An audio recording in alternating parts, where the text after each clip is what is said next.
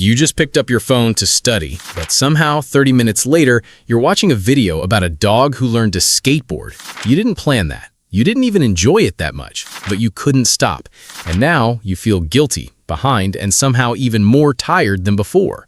Here's the thing. That wasn't weakness. That wasn't laziness. That was your dopamine system doing exactly what it was designed to do. And today, I'm going to show you how to point that same system directly at your studies so that your brain starts craving books the same way it craves scrolling. First, you need to understand what's actually happening inside your brain.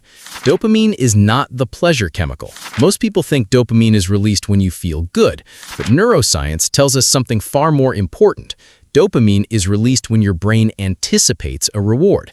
It is the chemical of wanting, not having. It fires before the reward arrives. And social media creates mini dopamine hits every few seconds, and your brain adapts to this high stimulation by lowering your baseline dopamine level in return.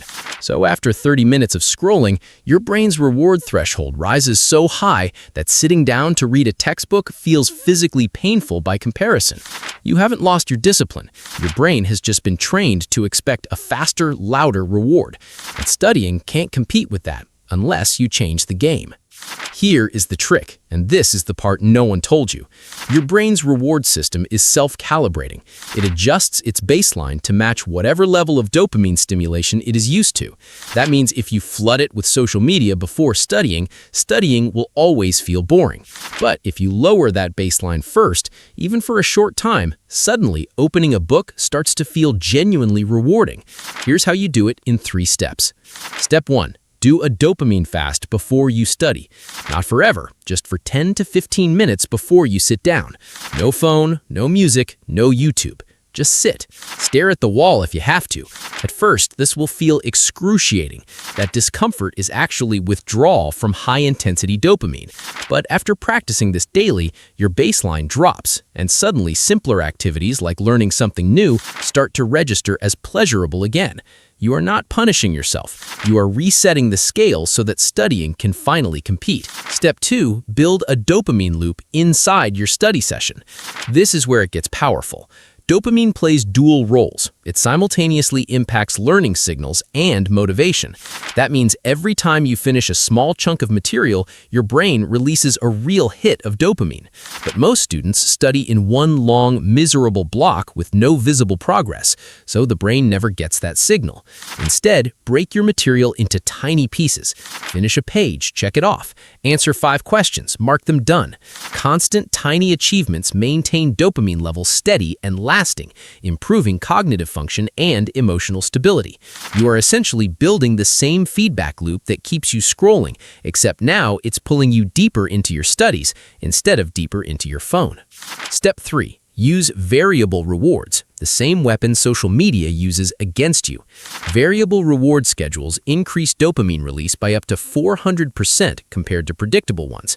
This is the same mechanism behind gambling addiction and social media's infinite scroll. Your brain doesn't get the biggest hit from the reward itself.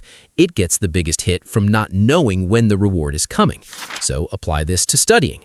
Every 3 or 4 study blocks, give yourself a reward, but make it unpredictable. Sometimes it's a 5-minute walk. Sometimes it's your favorite snack. Sometimes it's a short video.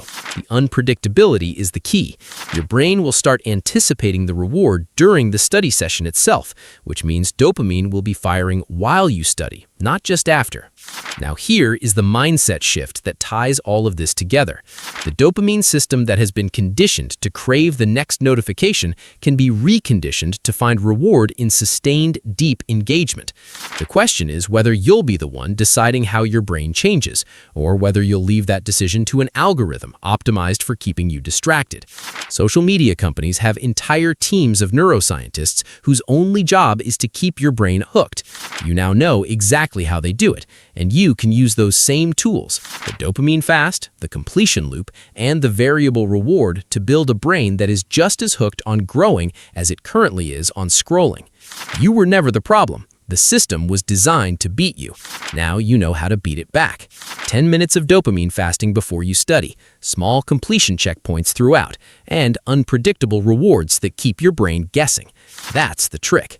That's what no one told you. If this opens something in you, subscribe, because every single week on this channel, we go this deep into the science, the psychology, the strategies that the people winning at life are quietly using while everyone else is still scrolling. I'll see you in the next one.